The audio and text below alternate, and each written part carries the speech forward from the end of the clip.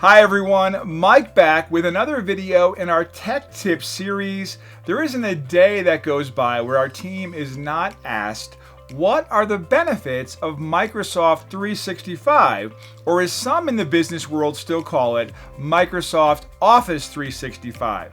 Microsoft 365 or Microsoft Office 365, whatever you call it, the Microsoft 365 solutions offer great benefits for large organizations right down to the small business solutions.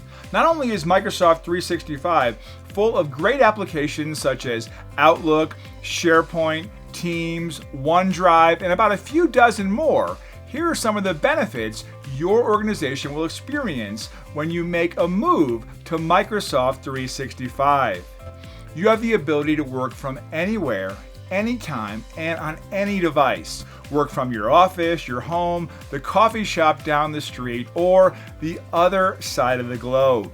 Use your desktop, laptop, tablet, or smartphone and do it all in a highly secure manner.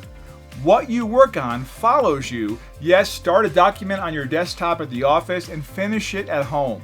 You're no longer tied to your desk. Your work follows you wherever you are. Get access to robust web applications. Love Outlook on your Windows desktop.